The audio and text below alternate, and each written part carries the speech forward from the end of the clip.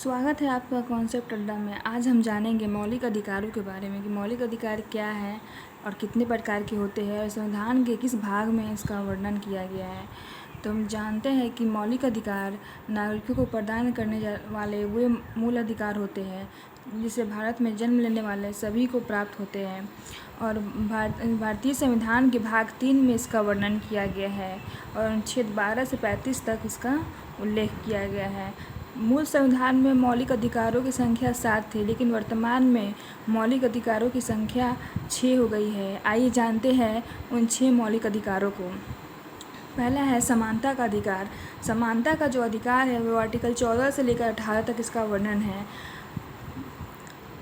Article 14 में इसका वर्णन इसमें कहा गया है कि विधि के समक्ष समानता, अर्थात कानून के सामने सभी समान है, चाहे वो गरीब हो या अमीर हो, कानून सबके लिए एक बराबर है।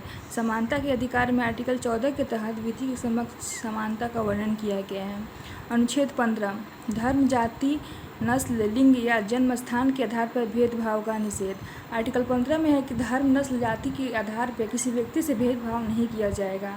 आर्टिकल 16 में है लोक नियोजन के विषय में अवसर की समानता, कि लोक नियोजन यानी नौकरी के विषय में सभी को अवसर है। आर्टिकल 17 छुआछूत का अंत, अस्पृश्यता का अंत जो है। आर्टिकल 17 जो बताता है कि किसी के साथ हम छुआछूत का व्यवहार नहीं कर सकते हैं, खासकर हरिजनों के साथ। आर्टिकल 18 उपाधियों का अंत। आर्टिकल 18 में उपाधियों का अंत है। इस तरह देखते हैं हम कि समानता का अधिकार में आर्टिकल 14 से 18 तक इसका वर्णन किया गया है।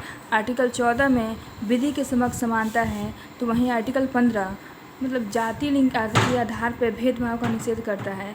आर्टिकल 16 लोक नियोजन के विषय में अवसर की समानता की बात करता है, तो आर्टिकल 17 अस्पृश्यता का अंत यानी छुआछूत के अंत की बात करता है। आर्टिकल 18 जो है उपाधियों के अंत का बात करता है। अब सेकेंड आते हैं स्वतंत्रता का अधिकार। आर्टिकल 19, इसमें आर्टिकल 19 से 22 तक इसका प्रावधान किया गया है। आर्टिकल 19 में 7 तरह की स्वतंत्रता का वर्णन था, मतलब कि जो मूल संविधान था उसमें 7 तरह की स्वतंत्रता थी, लेकिन अब 6 तरह की स्वतंत्रता हो गई है। संपत्ति का अधिकार जो होता है उसको हटा दिया गया है इसमें से। इसमें आर्टिकल 19 में है कि आप कहीं भी बस सकते हैं, घूम सकते हैं, रह सकते हैं, संघ बनाने की स्वतंत्रता है। इस प्रकार की स्वतंत्रता का 6 प्रकार की स्वतंत्रता का वर्णन है। आर्टिकल जो 20 है अपराधों के लिए दोष सिद्धि के संबंध में संरक्षण का प्रावधान है। आर्टिकल 21 जो है प्राण एवं दैहिक स्वतंत्रता की संरक्षण की बात करता है। आर्टिकल 21 का जो है निःशुल्क तथा अनिवार्य शिक्षा की बात करता है। और आर्टिकल 22 जो है कुछ दशाओं में गिरफ्तारी और निरोध के संरक्षण के विषय में बात करता है। तो आइए जानते हैं स्वतंत्रता के अधिकार का आर्टिकल जो है 19 से 22 तक। जैसे आर्टिकल 19 में है मूल संविधान में 7 स्वतंत्रता थी, अब 6 स्वतंत्रता हो गई है। आर्टिकल 20 में है अपराधों के लिए दोष सिद्धि के संबंध में संरक्षण की बात की गई है।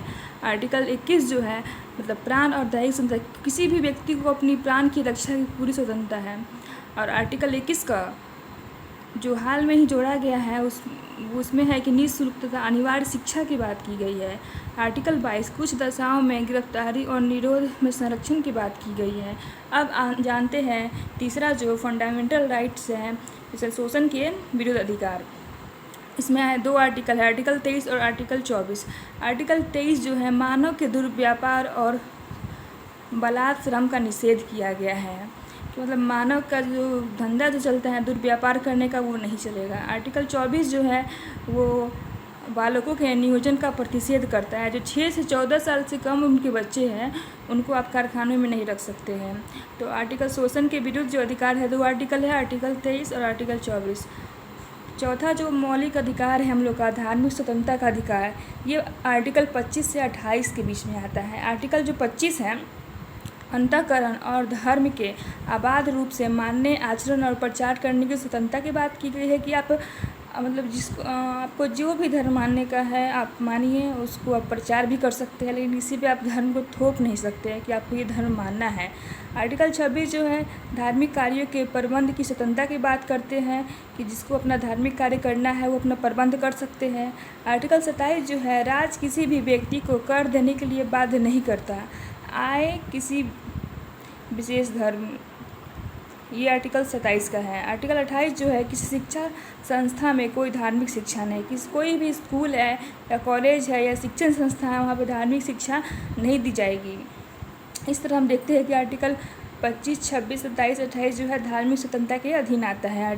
5वां जो मौलिक अधिकार है हम लोग का, संस्कृति एवं शिक्षा का अधिकार, इसमें 2 आर्टिकल आते हैं, आर्टिकल 29 और आर्टिकल 30।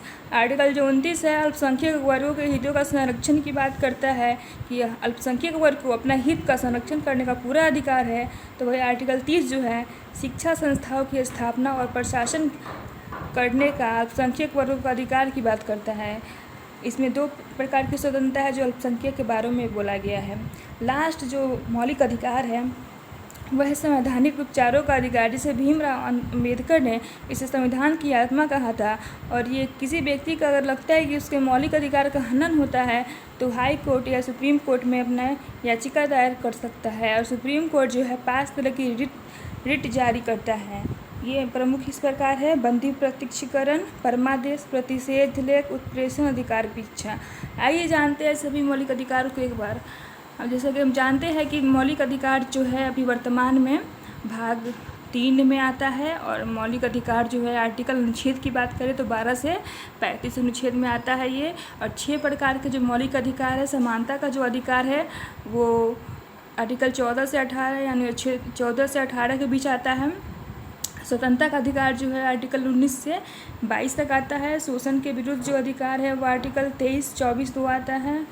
धार्मिक स्वतंत्रता का जो अधिकार है वो 25 से 28 के बीच आता है। और संस्कृति और शिक्षा का जो अधिकार है 29, 30 आता है। संवैधानिक उपचारों का जो अधिकार है आर्टिकल 32 में आता है। इस प्रकार हम देखते हैं कि मौलिक अधिकारों को याद करने का ट्रिक, पहला जो है समानता, तो इसको याद कर सकते हैं स्वतंत्रता, पहले समानता का स लेंगे, नीचे स्वतंत्रता का स, इसको शोषण जो है इसको सो, धार्मिक को धा, संग, इसको याद कर सकते हैं शो, धी, शवय। इसे आप जिस ट्रिक से यूज करें इसे लेके पहले इसको याद करने के लिए आप पहले याद कीजिए समानता का अधिकार आता है, फिर स्वतंत्रता का अधिकार आता है, फिर शोषण के विरुद्ध अधिकार आता है, फिर धार्मिक स्वतंत्रता के अधिकार आता है, फिर शिक्षा एवं संस्कृति का अधिकार आता है, लास्ट है संवैधानिक उपचारों का अधिकार आता है। इस प्रकार हम मौलिक अधिकार को आज कंप्लीट किए। मौलिक अधिकार जो है राजनीतिक विज्ञान का एक महत्वपूर्ण टॉपिक है और हर कंपटीशन का एक महत्वपूर्ण टॉपिक है, इसलिए आप इसको ध्यान से पढ़ें और कुछ फीडबैक देना चाहते हो तो बताएं, आगे सुधार किया जाएगा। बहुत बहुत धन्यवाद आप लोग का।